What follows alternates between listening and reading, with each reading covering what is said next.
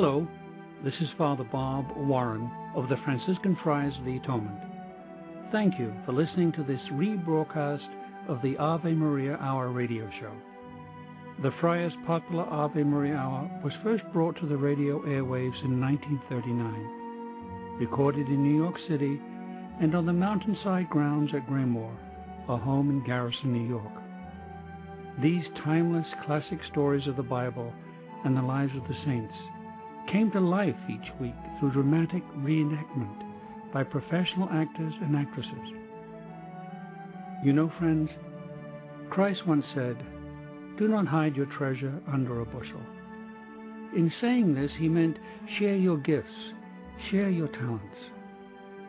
The Friars of the Atonement feel the message in these broadcasts remains as powerful and timely as when they were originally aired, and we are so happy to be able to share them with you today. To learn more about the missions and ministries of the Friars of the Atonement, I invite you to visit our website, www.atonementfriars.org.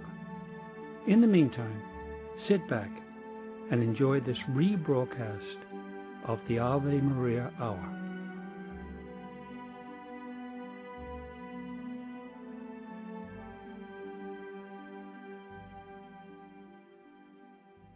The sixth station of the cross.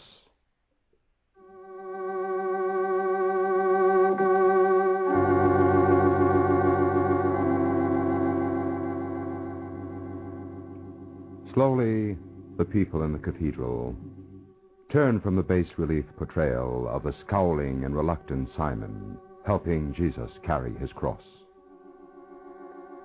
And they move on to the next station. A woman kneels before Jesus. She is looking up into his face, and her hands hold a white cloth on which is embedded the exact image of Jesus' face, disfigured by wounds and blood and dust and spittle.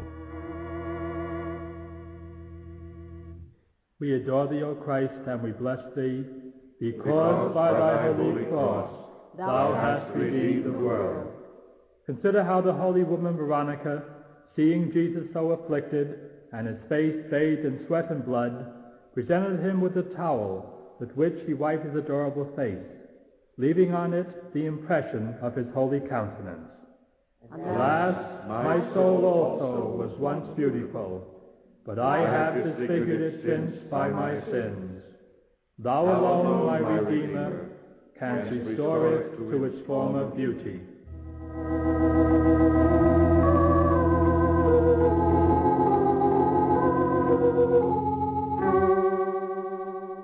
When Marcus, the centurion, saw a woman struggling through the crowd, he did not recognize her because of the veil about her head. But when she took it off, he saw it was Veronica, his wife, and he ordered her not to come to Jesus.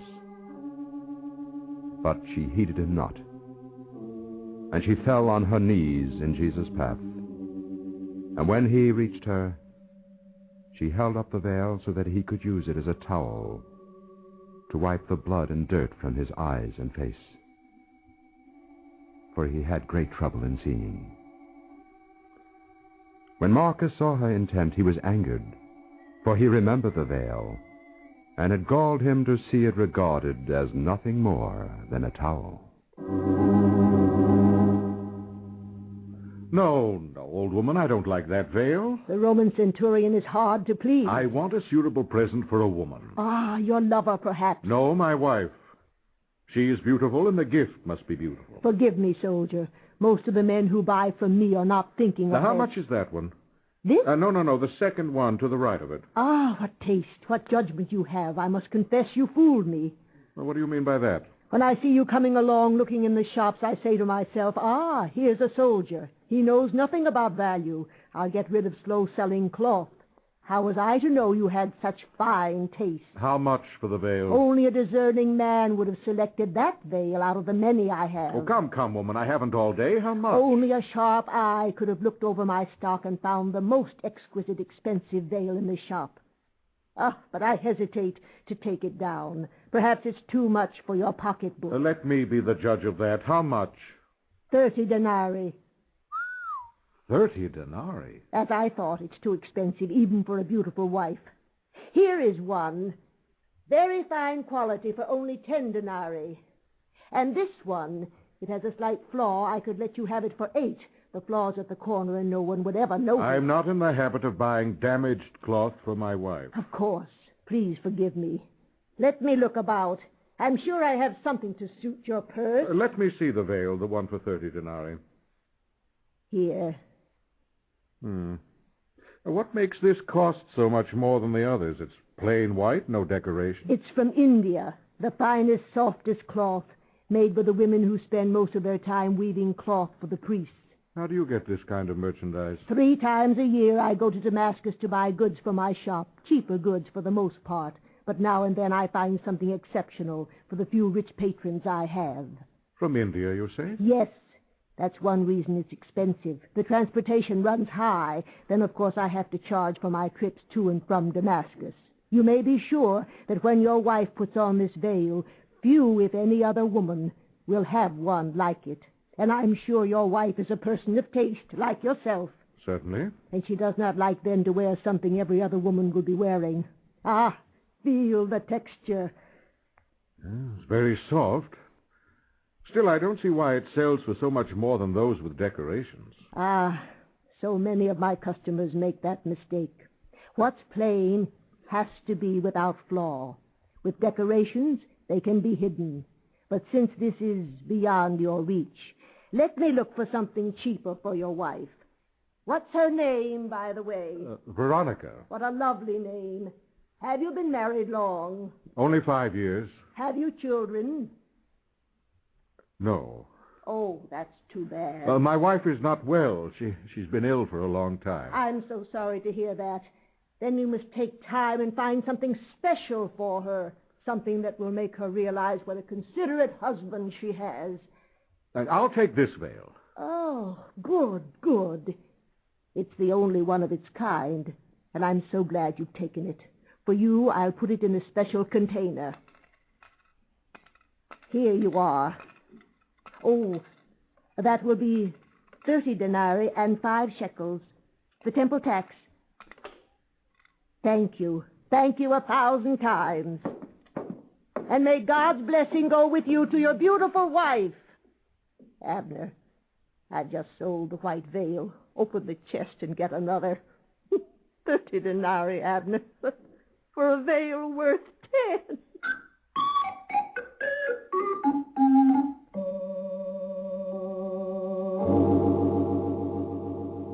Veronica? Marcus, in the garden. Veronica. Oh, it's good to be home again. Oh, how I've missed you. You must be tired. But I really didn't expect you until tomorrow. I came from Tarsus to Joppe by ship, then rode to the night to get here. Oh, Marcus, you did this for me. Well, I don't report to pilot until tomorrow. I rode so we could have a free day all to ourselves. Well, then I'll not scold you for arriving covered with dust. I'll have the servants prepare a bath and an early supper. Now, later, Veronica. Tell me, how have you been? Oh, just the same, Marcus. You look stronger. This is one of my good days. I even took a walk and visited some of the shops. Ah, good. I'm glad when you move about. 3 whole hours today. Then I got a bit tired and came home and rested here. Did you have the doctor, as I told you? Almost daily. What does he say? No, the same. I must get plenty of rest and not overtax myself. But no more about my health. How was your trip? Routine, Veronica. We rounded up the leaders of the revolt and executed them. By crucifixion? Yes. It's a terrible way for a man to die. I wish you didn't have to take part in it.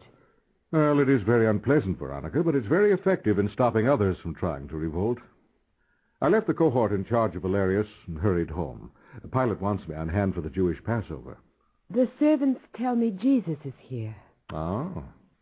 Then Pilate will need me. There's no telling what will happen when he comes to the city. Veronica, close your eyes. Closed. You brought me a present? Mm-hmm. From Tarsus.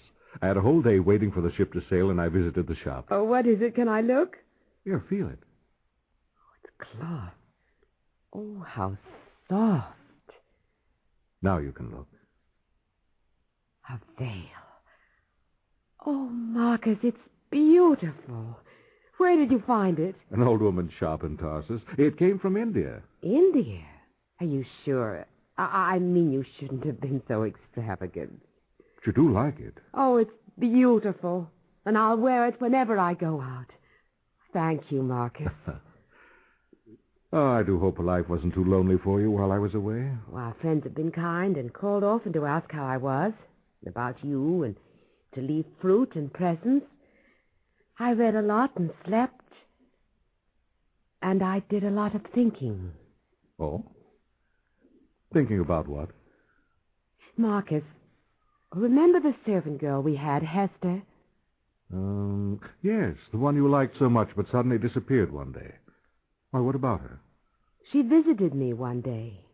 She wants to come back to us? I wouldn't risk it, Veronica. No, she doesn't want to come back. Well, what did she want? She said she knew someone who could help me. A new doctor? No. She told me why she left so suddenly. You recall she didn't even ask for her wages. She left us to follow this man called Jesus from Nazareth. Indeed. She told me Jesus has cured many people of all kinds. Now, Veronica, I've heard these stories, too. Now, surely you're not telling me that you want to try him. Oh, Marcus, now please listen and let me finish. Very well, then. Some months ago, Jesus came to Capharnaum. And Hester was there, and she saw this actually happen, so it's not just hearsay. Oh, yes. Now, what happened? There was a leader of the synagogue who came to Jesus and asked him to come and save his young daughter who was dying. Now, you're going to tell me he cured her? No, Marcus. Jesus was on his way, but suddenly he stopped and said, "Who touched me?" Finally, a woman came forward and confessed that she had touched the tassel of his cloak. So? And what's the point of all this? The woman said she thought if she could but touch him, she would be cured. And Jesus said to her, "Thy faith has saved thee. Go in peace, and be thou healed of thy affliction." Oh, Veronica, you can't put any faith in this kind of cure. Marcus, that woman was suffering from a hemorrhage for over 12 years, the same as I. Hester saw her about a week ago, and she's entirely well. Most likely she wasn't ill to start with. Hester talked to women who knew her for years, and they all said the same. The woman did suffer the illness.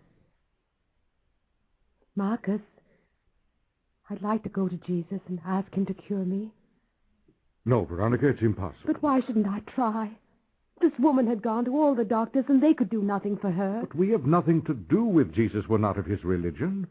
Even if he can cure, which I doubt, he wouldn't do anything for a Roman. He, like the other Jews, hates us. But how many prayers, how many sacrifices have we made to Jupiter without relief? How many doctors have we tried?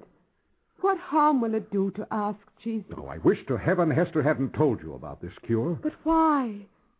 Surely you don't want a sick wife always about? Veronica, you put me in a very difficult position. Now, how can I, loyal to Rome and our gods, tell you to go to this man? Now Hester's aroused your hopes, and if I refuse you, you'll always feel that I stood in the way of your cure. Oh, no, Marcus. I love you. But I want to be strong and well for your sake. Marcus, I'm afraid if I don't get well, you'll tire of me. No man can put up with a sick wife forever. Veronica, beloved, never have such fears. You'll always be the only one in my thoughts and in my heart. But I do worry about it. I can't help it. And now that Jesus is in Jerusalem... Not that I have any faith in the man, but...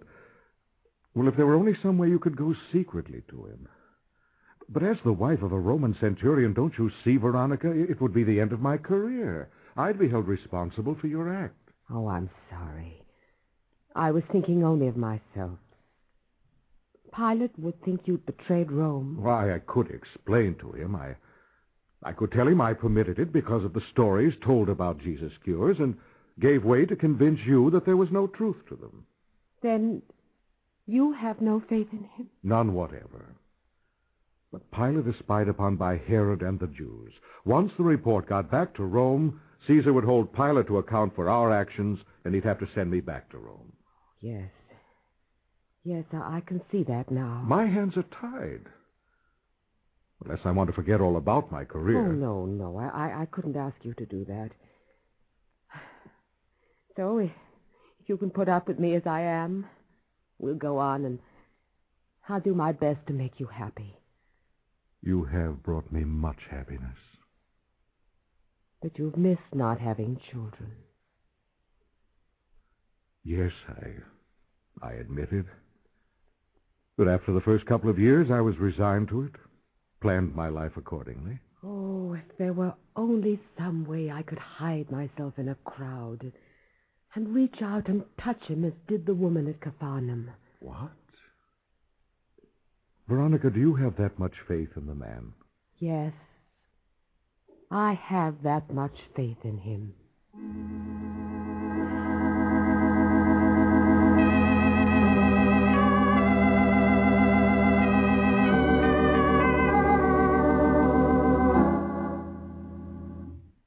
Oh, I'm sorry, Marcus. I thought Oh, you stay, were... Veronica. The messenger's leaving. Tell Pilate I'll be on hand at the appointed hour. You look so troubled. Is there anything wrong? No, it's just something unexpected's come up. You're not going on duty tonight. Yes, I must be at the Antonia 2 hours from now. One of those secret missions wives don't ask about? No, not exactly. I'm to take a detail of men and accompany the temple guards to preserve order in case it's necessary. You're sure it's not dangerous? No. Inconvenient, that's all. Marcus, I've known you too long not to know No, when really, you're... there's little danger involved. Yet there's something you don't want me to know. Veronica, the high priest plans to arrest Jesus tonight. Arrest Jesus? But why? Oh, it seems he's violated one or more of their endless religious laws. But why must the Roman soldiers go along? Well, Jesus has a large following. It would be very easy to start a riot, even a revolt. What can they do to Jesus? Well, that depends on how serious the charge is. With anything deserving the death penalty, they have to get permission from the procurator to carry it out. I doubt if it's anything that serious. Most likely some religious squabble about what they must eat and when, or whether they can lift a finger on their blessed Sabbath. I wish you didn't have to go. I'm so on edge tonight. You've been talking to Hester again? Oh, just for a few minutes this afternoon. No, I think it'd be better if you didn't see her. Well, after all, Marcus, you're not home much. I do get lonely, and she's lively and full of news. About the cures Jesus makes? Yes, among other things. You still have hopes of some miraculous cure? Yes. Oh, I know I promised to never mention it again. I've tried not to think of it, but... Marcus, there have been so many reports. They can't all be lies. There must be something to it. There has to be. Veronica, don't you see? It's your intense desire to be well that makes you believe this man can cure you. You've reached the point where you're clutching at straws. Oh, perhaps I am. Marcus, I'm sorry. When you're going off to duty, I shouldn't make you anxious about me. No, I've thought about this a good deal. As long as this man lives, you'll regret you didn't ask him to cure you. But I told you I'd try to... I know you'll try to forget all about it, but you won't. Nor shall I. There'll always be a lingering doubt and recrimination that had you gone, you would have been cured. I wish we'd never heard of this man and his powers. Without ever knowing the man, I've come to hate him. Please, Marcus, don't say that. It's so unlike you. Isn't that the proof when I say things against my nature? Please, Marcus, go to your post. I'll go to bed and try to sleep. Now, this has to be settled once and for all. Settled? I didn't know we were quarreling about something that had to be settled. Veronica, I want you to go to Jesus and ask him to cure you. Marcus, you know I can't do that when your career... It can be arranged. When Jesus goes back, you take Hester and go with him. I'll tell everyone I've sent you to the mountains to escape the heat. At some isolated spot, go to Jesus in disguise of a servant and ask for a cure. Marcus, I'd never forgive myself if anything happened to you because of me. And I would never forgive myself if there were one chance in 10,000 to make you well, and I refuse to let you take it.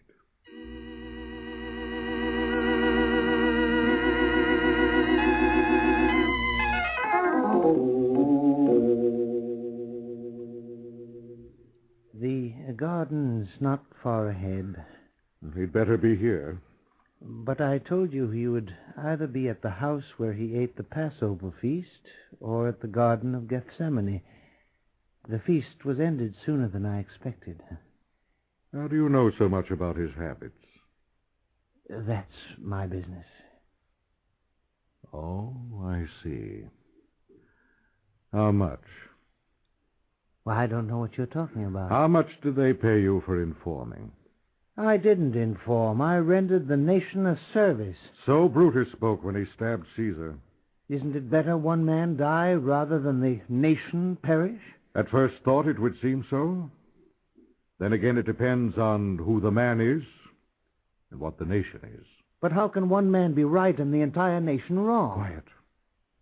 The garden's just ahead. I'll get 10 of my men and go on ahead. Now move quietly. How many men are there with Jesus? 12. I mean 11 now. Well, it's dark. How'll we know one from the other? Whomever I kiss, that is he. Lay hold of him. Very well. All right, spread out a hand length apart and follow this man. What's your name? Judas. Judas Iscariot. Men, follow Judas. As soon as he kisses the leader, move in quickly and seize him. If the others resist, use your swords. As soon as I give the signal, the rest of you will come on the run. All right, let us go.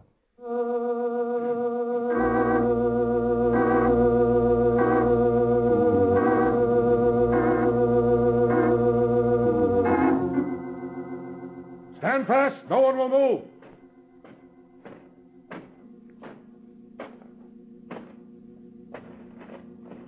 Hail, Rabbi. Seize that man! Never mind the others. We have the leader. Bind him and turn him over to the temple guards.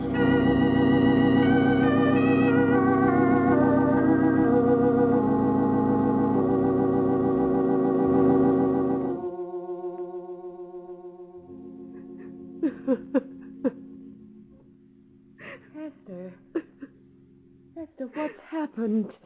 Oh, stop crying and tell me. Last night they arrested Jesus. Yes, I know that. But what's happening now? Why was there so much shouting? Hasn't your husband told you? Marcus hasn't been home since last night. No one's come to me with a message. I don't know where he is. Do you?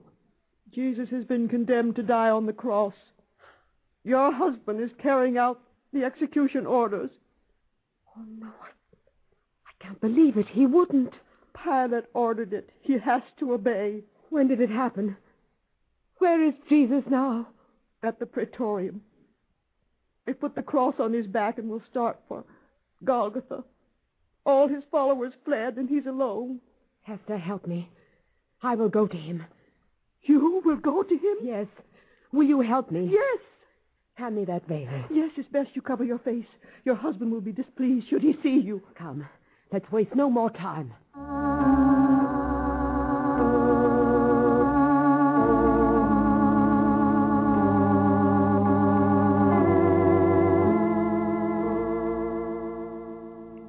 The two women made their way from the house along the narrow streets.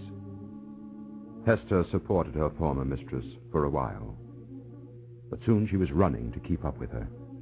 And even in her sorrow, Hester wondered at the quick, firm stride of the invalid. Soon they reached the street and the crowds about Jesus, and they could hear a man calling out that everyone should bear witness that he helped Jesus carry the cross against his will. Let me through, please. Please make way. Stand aside. A lady wants through. You can't go any further. The soldiers. Let go of my arm. I'm going to him. But your husband's there, and he... Look at him. He's trying to carry the weight, but he's blinded by blood and grime. Give me something to cleanse his face. I've nothing. The veil. I'll use that. Veronica, go back! Don't try to stop me. Veronica! Do you expect him to cure you before this crowd? I didn't come here for that, but to help him.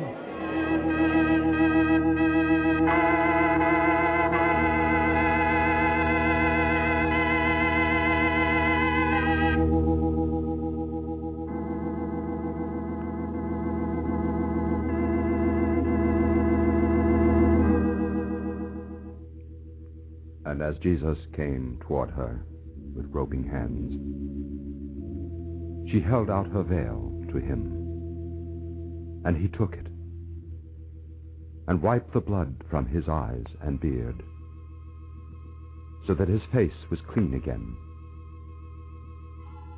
And he showed her by his eyes that he was grateful to her.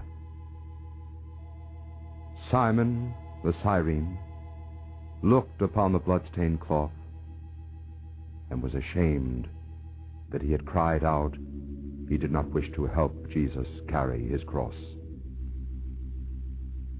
Now that Jesus could see, the soldiers prodded him with their spears, and he lurched forward toward Golgotha.